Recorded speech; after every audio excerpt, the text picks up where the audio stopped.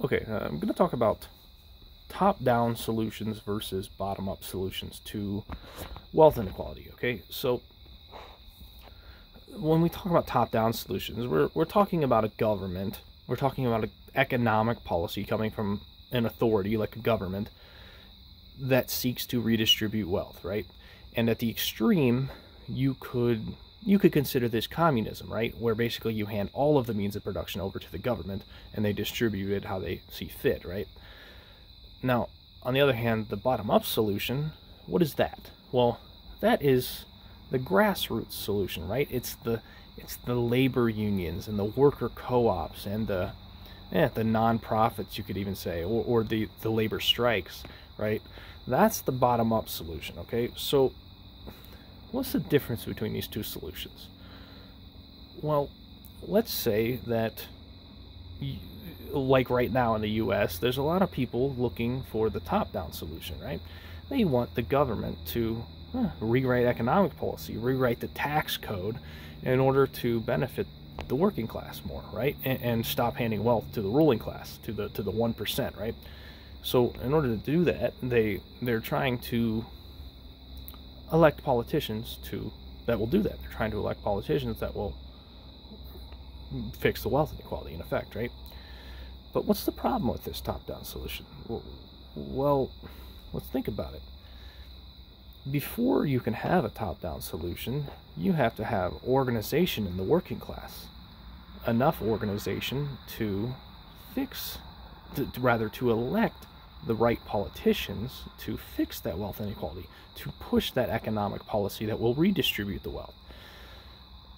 In other words, there is no top-down solution. All the solutions start with the bottom-up solution, okay? You cannot elect the right politicians until you have enough working class organization to elect them, right? And if you have that much organization, then you already have the bottom-up solution. You already have the ability to, in effect, create a national union, right? A labor strike or worker co-ops. You already have enough organization for the bottom-up solution. Until you have that organization, you will not elect the right politicians. You'll just keep electing the politicians that we're electing now, you know, the ones that pretend they're gonna work for the working class, but end up not representing us, right? And that goes for both the Democrat and Republican Party. It goes for Biden and Trump. It goes for any candidate that you see in mainstream media. So here's the kicker, though. Let's say that you're ready for that bottom-up solution, okay? And you get it. You have a national union, and the wealth inequality decreases, and the working class is empowered. They are united, and they're doing great. How would they lock that solution in? How would they keep that solution running for decades or centuries to come? Well, they probably need some economic policy or government policy to do it, right? Well, here's the thing, though. If the working class organization diminishes, then what happens? Well, the working class starts voting for people that don't represent them again. They start voting for Biden and Trump again. They start voting for corrupt politicians again. And when that happens, those politicians start writing economic policies that don't benefit the working class, right? So, in other words, there is no economics policy solution to wealth inequality. It doesn't exist. The only solution is to retain high-class consciousness. There is no way to lock in economic policy without locking in the high-class consciousness, without locking in the labor organization, okay? So what's the actual solution? Well, good news. The Founding Fathers weren't dumb, okay? They wrote the solution into the Constitution, okay? It was the First Amendment. The solution is freedom of speech. The solution is basically you cannot allow anyone to control the speech of anyone else. So that begs the question, what the hell has happened? Why is the working class so divided amongst each other? Why is there no labor class organization? Why is there no working class? Why are there no unions? Why is the union participation so low? Why is the working class so beaten down right now? Well, it's because we started talking to each other on radio, on television, on the internet.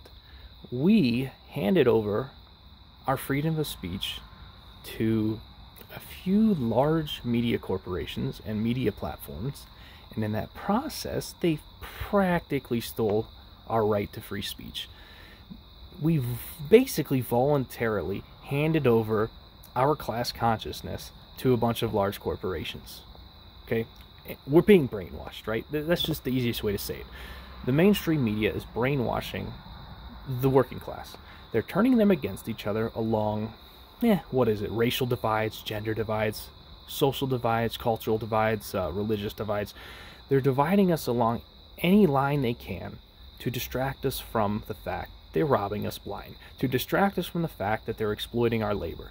They turn us against each other, and now we blame each other for our problems. We blame the other side of the political divide.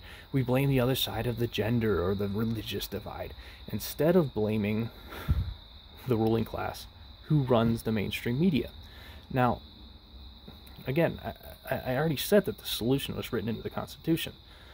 The solution is the First Amendment. The solution is freedom of speech. So we can't necessarily control what private corporations and media corporations do, though, right?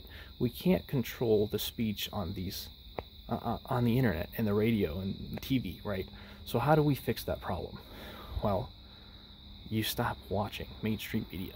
You stop allowing yourself to be brainwashed by the people who are dividing you along those racial, social, cultural, and gender divides. If you let them divide you, they conquer you. Okay, this is the basics of a divide and conquer strategy, and we fell flat-faced right into it, man. We're eating shit right now, and we're eating shit because we didn't understand how easy it was to manipulate a person. It's really easy. All you have to do is curate their entire life, and you do that by keeping them glued to screens all day, by keeping them glued to media, mainstream media. Or maybe they're not even brainwashing you. Maybe they're just distracting you with materialism, right? Consumerism, with sports or TV. That's the thing here. It's like a lot of these things, a lot of this entertainment, it's good for us. But if you allow it to distract you from what's actually going on, if you allow yourself to not see the greater picture, then you lose the labor organization, and before long the wealth inequality is rising, and there's the rising economic strife, social strife, etc. So again, if you want to lock in that bottom-up solution, you have to remain organized. You have to not allow yourself to become brainwashed by propaganda. The reason so many people seek the top-down solution is because they can't even see the bottom-up solution, because they're so fearful of their opposition. So what do? Well, they try to control their opposition, and they look to the government to do it. So the lower class, on the left in particular, who do they fear? Well, they fear the ruling class, right? They fear the 1%. They fear the CEOs, right? They fear the people who own the profits in this country. So what do? Well, they don't see the bottom-up solution, so they ask the government to solve their problems. But the people on the other side, the right-wing lower class, they blame the left wing, right? They blame the people getting abortions, and they blame the trans community or whatever. And they, despite the fact that they're suffering from the same economic strife, they're blaming their manufactured opposition. And in that process, both the left and right, lower and middle class, they fail to organize with each other, and then they seek the top-down solutions. So now they're banning books that teach children about LGBT issues, and they're banning CRT, and the left is trying to ban guns, and the left is trying to ban all kinds of things. They're trying to ban capitalism, right? The problem was never capitalism. The problem was never communism, okay? The problem was a lack of class consciousness. The problem with the reason for the rising wealth inequality is divide and conquer strategies. It is basically an effective surrender. We've effectively surrendered our First Amendment rights. And the result is, again, we get so fearful because that's what the media tells us to be. They turn us against each other, and they try to make us fear the opposition, and in that process we seek government solutions.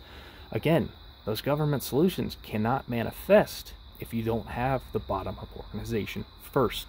So give that a little thought, okay? You have to understand that you are just a human being. You're no different than a computer. You have an operating system, and then that operating system gets you get programs loaded onto it.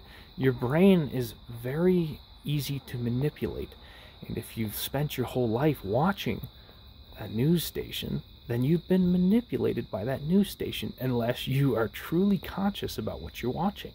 If you find that all of your beliefs line up with what CNN or Fox News is telling you, you're not thinking.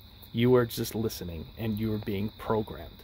So don't be a bot, okay? Use your consciousness.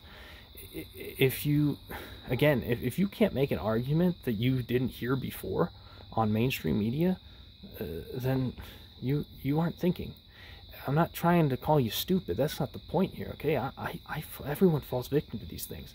Some people fall victim to more distractions, like the materialism and the video games. I play a lot of video games, or the TV.